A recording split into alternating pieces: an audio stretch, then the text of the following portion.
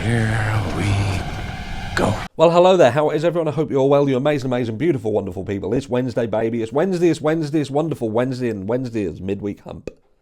And we all love a midweek hump. That was like a song, that was. It was like a song. I'm getting better. I'm getting better at songs. Like my daughter. Some of you will have heard her sing on this channel before. But anyway, let's get straight into the meat and potatoes. As we talked earlier on, we talked about the fact that Liam Payne's family are poised to sue anybody who's involved in what happened to Liam, which is fantastic to hear, because it does then lead you to believe that some of these things that we're seeing are true, they're accurate, and they are going to react off the back end of it. So, even if you could say, well, they're not, they're faked, well, if they try to fake something, well, someone's going to get hold over the coals for it, isn't they? They're fucked. So that would have backfired massively, which is equally as good. Equally as good. But anyway, what we're touching about in this video, because I didn't want the first one to be too long, because I know you lot have got a patience of fucking Dory. Well, that's memory, isn't it? Dory had a problem with memory. Who's got no patience? Can't think off the top of my head. My mother-in-law. Anyway, yeah, so legacy media are still, however, on this path of trying to do as much damage as they possibly can to Liam Payne's legacy in terms of who he was. And what pisses me off is that he has got a son, and one day his son's going to be at an age where he reads stuff about dad, because he's going to want to know who his dad was.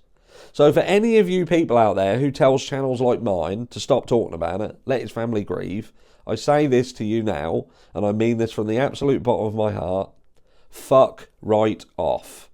Because I want there to be videos out there that ain't just about smashing Liam Payne's, you know, who he was to pieces. Not just turning him into some sort of fucking nuisance who was just on this rampage to destroy his fucking life, and because there's more to it than that. There is more complexities to that. It's not just black and white, and there was fucking clearly more going on here. Clearly more going on here than legacy media would lead you to believe. And it's fucking wrong.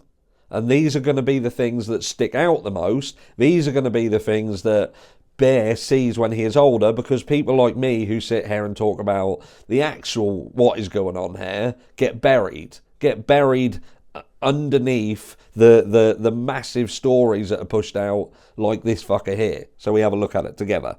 Right, so, and by the way, sorry about the screen sharing situation. There's people who have been around the channel a bit who usually share screen.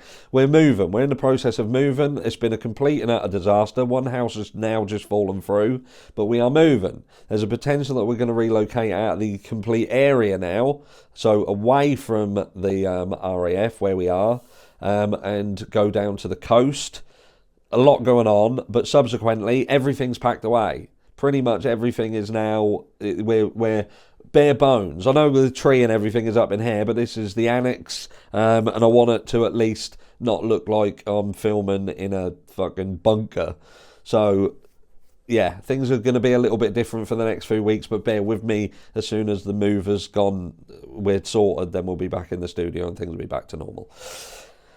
Anyway, I digress. So we have a look at this. Right, so Liam Payne's last texts and whingy and whiskey bingers revealed as explosive new details of final hours emerge. Former One Direction singer Liam Payne reportedly issued series of requests along with a devastating text message just hours before his tragic death, age 31. Devastating text message.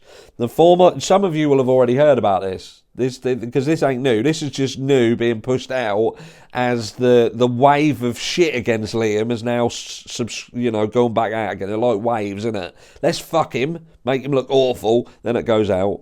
But then the family have come out and said, we're going to sue anybody who's to do with his death. So then they've got to piggyback over the top of that and say, right, let's have some more shit. So Liam Payne sent a series of devastating text messages to hours before his death, according to new reports. Former One Direction singer tragically died on October 16th after falling from third floor of the hotel. Been staying at the Casa Sur. We know all this. Age of 31, multiple injuries as well as internal and external bleeding caused from the fall. Which again, this injury situation it's hard to process, because on one hand I'm acutely aware that you can fall 2 foot and end up with injuries because I've seen it. It's whether this fall and the mechanics of it we did anatomy of a fall, and they're trying to say that he fainted or whatever. I just can't. There's some massive problems with the mechanics of that fall, which I'm not happy with. But they're saying there's footage of it. Let's hope there is, and let's hope Liam Payne's family have fucking seen it. And I'm sure that if they are now looking to take legal action against people, then they will have the ability to get hold of that footage. After his death, police found substances in his room, as well as damaged objects and furniture, according to the public prosecutor's office.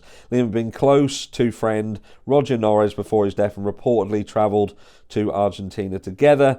They had been spotted earlier in October at One Direction star Niall Horan's concert in the country. Liam is said to have stayed at the Casa Sur alone, while Roger stayed elsewhere, according to new documents obtained by TMZ. Of course it's TMZ, the fucking wizard behind the curtain.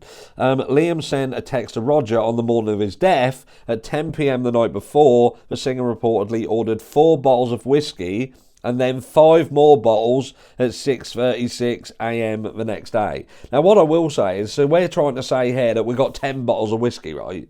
10 bottles of whiskey. Now, don't get me wrong, they're saying this fucking bag that was on the balcony underneath Liam's balcony, that they're saying he fucking swung and got under there, whatever. Like, that had apparently Jack Daniels in it, a note saying for Liam.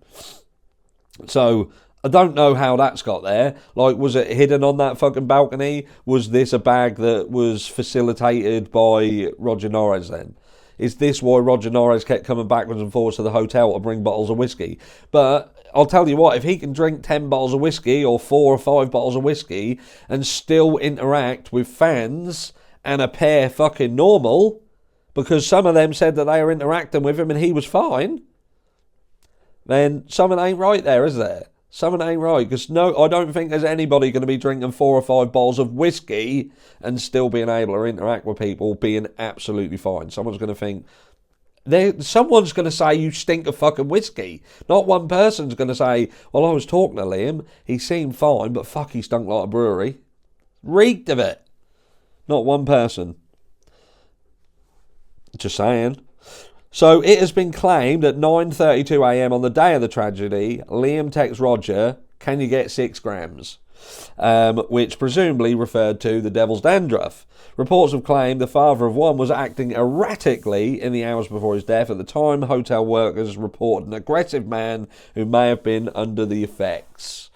Liam was also seen acting erratically in the hotel lobby and smashed up his laptop before taking to his room. Hotel employee called 911, noting the singer was in a room with a balcony and expressing fear that he might attempt to escape, because, as we mentioned in video 1 earlier, it's now come out that it would seem that Liam Payne literally said, if you put me in the room, I'm fucking leaving behind the balcony. Can't make this shit up, could you? Sadly, shortly after the call, workers said they heard a loud sound in the courtyard and Liam's body was discovered shortly after 5 p.m. local time.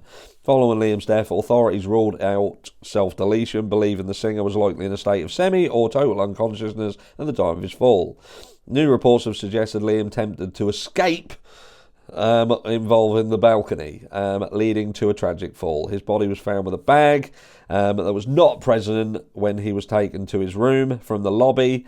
Liam may have planned his descent in stages, as a second-floor hotel guest discovered a leather bag containing different things for Liam as a note as well. Investigators believe the bag, identified as the singer's and not the one found next to his body, was lowered to the second floor balcony as part of his attempted escape. 3 people have been charged in relation to Liam's death.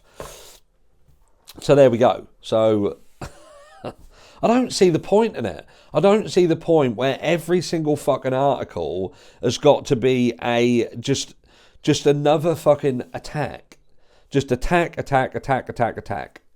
And not at one point are they attacking the people involved in what happened. Do you know what I mean? You don't see any of these media people turning around and saying, right, so who we've got in this photograph holding Liam is this person. This person is such and such. This person here is such and such. This person here is such and such. And then fucking going balls deep hard on them. Do you know what I mean? And saying, this is what we can find out about them. This person's a fucking arsehole. They've been involved in other stuff previously, doing digs and fucking digging up their fucking dirty laundry. and actually trying to balance the scales. They ain't interested in balancing the scales. People like TMZ, it's just about saying as much shit they can about Liam Payne. It gets to the point where you have to question why. Why is it that every article you do is just a character assassination of Liam Payne? I don't see what the point of it is. People can see what's going on. People can see that it would appear that Liam Payne was screwed over by the people that were close to him. They weren't looking after him whatsoever. His fucking bird ditched him. His best mate or whatever it is was facilitating shit that he knew would turn into a disaster and put him in a fucking hotel on his own, which Liam absolutely hated. So this entire situation just looks like it was a fucking setup. Let's put Liam in the absolute worst position we possibly can and see what happened. He might as well have been dressed up as a rat. This was an experiment of sorts, if anything. It looks like it, doesn't it? Let's just give him everything that we know's absolutely the fucking worst that possibly can. Let's remove his girl out of the equation. Let's put him in a hotel where we know he fucking hates. Let's fill him up with the devil's dandruff and whiskey. Ta-da! He's fucked. I hope Liam's family sues fucking everyone. And I also, I know that I don't think there is, but I would also love it if there was some way that I could sue the likes of TMZ and anybody who felt the need to decimate his character for what? For money. Well done, dickheads. I'll catch you all tomorrow.